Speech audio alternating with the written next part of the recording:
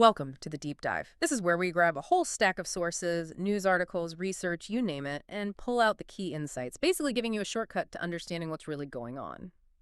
Today, our mission is, well, it's to explore some pretty high-stakes executive actions we've seen recently. We're looking at the immediate impacts and maybe the longer-term ripples across different parts of U.S. life. Yeah, and our source material for this is actually a live news blog covering events from August 29th, 2025. So it gives us a really kind of real-time feel for the legal and political stuff happening right now. Absolutely. And for this deep dive, we're going to sift through these events, trying to understand how presidential decisions, sometimes ones that seem unrelated, can really challenge established norms, legal thinking, and even just everyday life. We're talking impacts from financial institutions all the way to public health, even personal security. The goal isn't just to tell you what happened, but really why it matters to you and what the bigger picture might be. Yeah. Okay, let's dive in then. Let's unpack this first story. It's playing out in the courts right now. And it really highlights a power struggle between the executive and independent institutions. It's the lawsuit challenging the firing of Federal Reserve Governor Lisa Cook. So President Trump announced her dismissal via Truth Social, his usual platform, right? And he cited allegations of mortgage fraud. Yeah, and those allegations, we found out, they stem from a referral letter by Bill Polt. He's the director of the Federal Housing Finance Agency, the FHFA. Right, FHFA, the body overseeing Fannie Mae, Freddie Mac. Exactly. But the crucial thing here, and you touched on this, is that Cook hasn't actually been charged with any crime. No. Yeah. Her lawyer, Abby Lowell, is arguing really strongly that there wasn't any investigational charge, just, allegations. And that's where it gets legally fascinating. The whole fight really hinges on the legal test of cause. Cause, okay. Yeah, because cause, believe it or not, it isn't actually defined in the Federal Reserve Act. Really? It's not defined. No. Which is a huge oversight, honestly, especially when you compare it to other laws about removing federal officials, where terms like that are usually spelled out pretty clearly. So this ambiguity, this gray area, it lets the Trump administration argue for a really broad interpretation. They're basically saying that, quote, making contradictory representations on financial documents with no explanation is enough. That's their standard for cause. Wow. So if the act doesn't define cause, doesn't that give the president enormous power to remove someone for reasons that maybe wouldn't fly elsewhere? What happens if that broad view holds up? That's exactly the worry. That's the heart of the concern. Cook's lawyer, Lowell, he's pushing back really hard against that. He argues her removal causes irreparable harm. And not just losing her job, right? No, not just the paycheck. He's talking about her inability to satisfy the oath she took and her right not to be removed from anything but cause. He actually said, and this is a direct quote, she should not be taken out of her office. She shouldn't be disconnected to her electronics. She should be able to participate in the meeting. He wants everything to stay as it was before this started. Precisely. He wants the status quo maintained until the court decides. He's framing it as fundamental to her ability to do her job, her public duty. And Lowell also connected this, didn't he, to the broader context. He mentioned President Trump's pressure on the Fed to lower interest rates. He did. He called that crucial context for why the president might be willing to fire Governor Cook based on, essentially, a single social media posting. So this isn't just about one person being fired. It feels like a direct challenge to the Fed's independence. It really is. I mean, historically, presidents might complain about the Fed, maybe try some public pressure, but a direct firing using such a vague idea of cause without any criminal charges, that's a much more aggressive move. It feels like it could change how people see the Fed, right? If it looks like it's bending to political pressure. Exactly. It could fundamentally shift the perception of whether monetary policy is neutral, based just on economics, or if it's driven by politics. That could even, spook the markets if investors think the central bank isn't truly independent anymore. And we're already seeing a political fallout. Senate Democrats have written a letter asking to postpone the confirmation hearing for Stephen Miron, the nominee to replace Cook. Yeah, they're calling Trump's actions an unprecedented attempt to undermine the Fed's independence. They basically want hearings on the whole situation before they consider the nominee. So what does that signal, that kind of pushback from Congress? Well, it's a very clear signal. They see this as serious, a potential overreach. And, there's another layer here, too.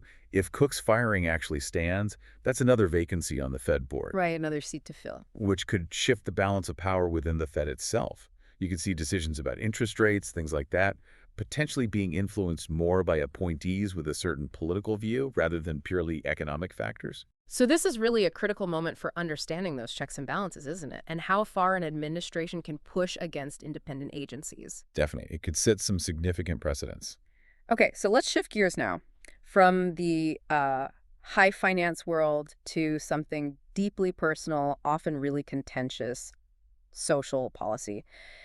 Specifically, how it's affecting veterans. There's another major executive action here, a new proposed rule for the Department of Veterans Affairs, the VA. Hmm. And this rule, it would explicitly stop VA doctors from performing abortions, even in cases of rape and incest. That's a direct quote.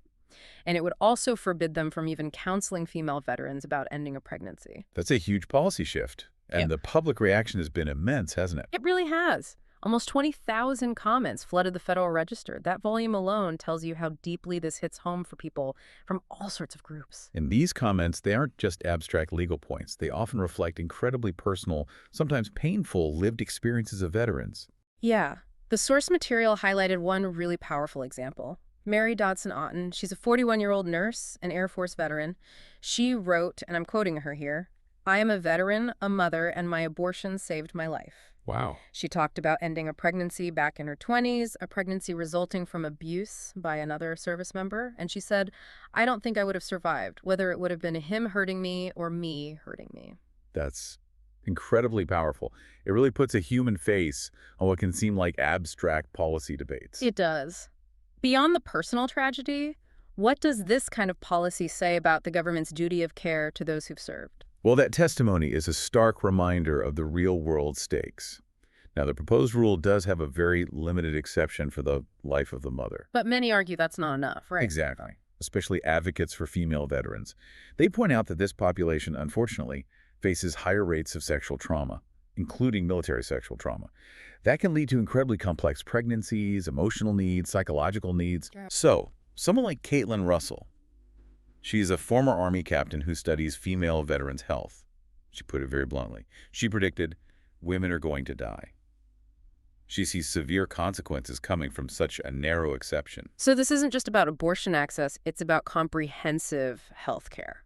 Precisely. It really tests how we define comprehensive care and whether the government is truly supporting the full health and autonomy of veterans. You have to wonder, too, about the long-term impact on, say, recruitment and retention of women in the military. These big policy changes, they aren't just happening in a vacuum. They filter down, don't they, affecting individuals, communities in very real ways. Absolutely. Let's look at a couple of examples of that. First, there's the news about Kamala Harris losing her Secret Service detail. Yes. So the law says former VPs get protection for 6 months after leaving office. For Harris, that ended July 21st. But before leaving office, President Biden had actually extended her protection for another year. Through an undisclosed directive, right? Exactly. Now, Trump's new directive cancels that extension. It's effective September 1st. You know, if you connect this to the bigger picture, Mm. it really highlights the discretionary power a new administration has. Mm. They can just reverse a predecessor's directive, especially in areas like security, protocol. Even if it's legal, the timing feels pointed. It definitely underscores the political nature of these decisions. It shows how executive authority can be used not just for broad policy, but to impact specific individuals, often sending a clear political message. It's not just about security protocols, it's a statement. Okay, and maybe even more immediate for a lot of people are the ripple effects right down at the community level. We're seeing this in D.C.'s restaurant scene, for example. Tell me about that. Well, the source shared the story of Hernan. He owns a Latin American restaurant with his brother in Northwest D.C.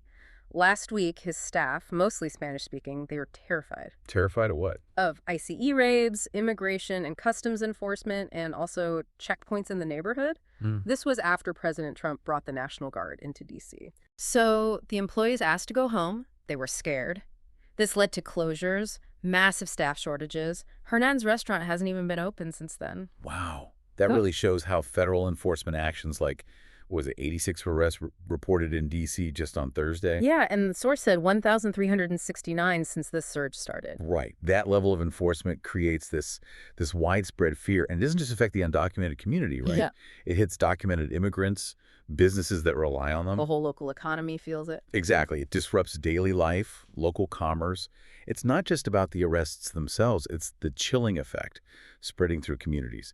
It really raises questions about, finding the right balance between enforcement and just basic community stability, economic function. Yeah, that balance seems really off kilter right now for people like Hernan. And this pattern, this executive influence touching so many areas, it even extends to places we often think of as independent, like public health institutions. Which brings us to our final point today, the shifts happening in public health leadership. The White House has chosen Jim O'Neill to head the CDC, the Centers for Disease Control and Prevention. Jim O'Neill. And he's described as a Kennedy deputy. Yes, suggesting a certain alignment, maybe an agenda that differs quite a bit from, let's say, traditional public health approaches. And his stated goal is pretty clear, isn't it? Yeah. The source says he's set to bolster RFK Jr. plan to remake vaccine policy. Remake vaccine policy. What does that likely entail? Well, based on RFK Jr.'s previous stances, this remake often involves questioning established vaccine schedules, promoting maybe alternative health ideas, taking a much more skeptical view of interventions that the mainstream scientific community largely accepts. So for an institution like the CDC, that sounds like a fundamental shift. It really is. The CDC has long been seen as, the global authority on disease control, based on science. This signals a potential reorientation of its core mission, its scientific approach. And not surprisingly, there's pushback. The source mentions CDC officials who quit and protest lead a call to get politics out of public health. Yes, that's significant. What are their main concerns, do you think? What does this mean for the CDC's integrity? Well, it highlights that classic tension, right? When political appointees with very specific agendas take charge of scientific institutions, the officials who resigned are almost certainly worried about scientific autonomy being eroded. About politics overriding the science. Exactly. The potential for political goals to trump evidence-based guidance, and just the overall politicization of an agency that really needs to be seen as nonpartisan to be effective, especially during health crises. Public trust is crucial for the CDC. Absolutely crucial. The CDC's reputation globally has been built on scientific rigor and independence. If its leadership is perceived as primarily pushing a political ideology, you have to ask that important question. Will it erode public trust? Will people still follow its guidance when it matters most? It could make managing future health emergencies much, much harder. So wrapping this all up, what does it mean for you listening to this? We've covered a lot of ground today. We really have. From the independence of the Federal Reserve, digging into what cause even means legally, to incredibly personal choices about veterans' health care. We've seen the economic stress on local businesses right here in D.C., and these big leadership changes at vital public health bodies like the CDC. And what's really striking, I think, is how these actions, even though they seem to be in different areas, finance, social policies, security, health, they all converge. They're all shaping the legal, the economic, the social fabric of the country. Right. And they hit individuals, communities, institutions directly. Maybe not always, obviously, at first, but the consequences can be profound and long-lasting. Yeah. Understanding these connections, recognizing the patterns of executive power being inserted, that's really key to navigating what's happening. So maybe the final thought for you to consider is this.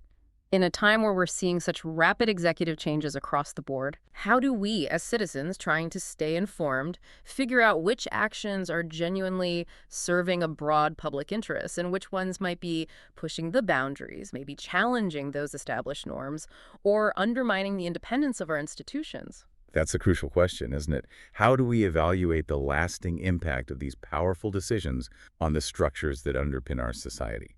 Something to definitely keep thinking about. Indeed. Well, thank you for